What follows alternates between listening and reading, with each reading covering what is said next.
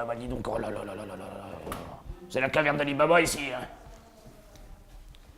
Vassilis, dis donc, t'es bien outillé, hein. Moi je suis jaloux, j'ai tout perdu, dis donc. Alors, mais c'est pas de la toile, ça, c'est quoi ça? Ah non, c'est pas de la toile, c'est des planches de frigolite, du polystyrène.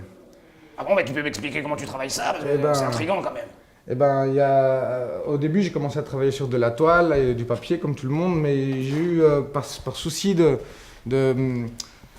technique, de créer mes propres surfaces. J'ai voulu me créer ma propre technique, ma propre surface, donc du coup, j'ai décidé d'utiliser la frigolite comme support, ce que vous voyez ici.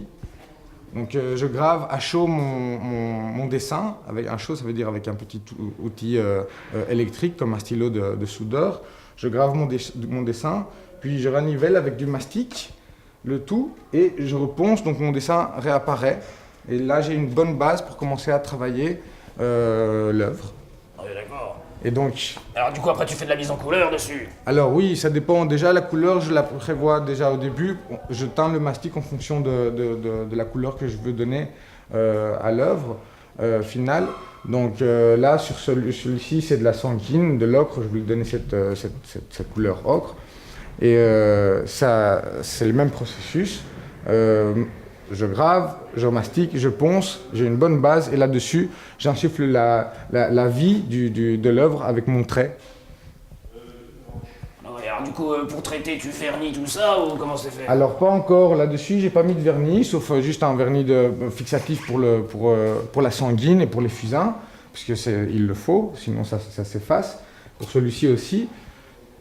Par après, il y a une évolution encore technique, c'est que j'ai décidé de figer le tout avec de la résine époxy, donc vitrifier, si tu veux, le tout, en mettant une bonne couche de résine de 2 ou 3 mm, et ce qui me permet de figer ce qui a déjà été fait, et créer une profondeur, et retravailler après sur la résine les lumières du tableau. Donc j'ai une profondeur des ombres qui est inégalable que si c'était sur le même niveau.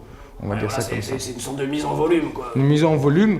Et ce qui est plus important que la mise en volume, c'est que ça crée des transparences et des profondeurs qui font vibrer la toile, qui lui donnent une aura comme ça. Ouais, on voit bien ça sur la main. On voit bien ça sur la main, oui, on voit bien ça sur la main. Mais je laisse quand même de petites fenêtres et des petits endroits où on peut percer, on peut deviner ce qu'il y a derrière les premiers stades. Ouais, on voit bien ça. Bah tiens, en parlant de main, de main à la main comme ça, tu ne saurais pas me refiler un petit tournevis ou un cutter, quelque chose comme ça, parce que moi j'ai plus d'outils.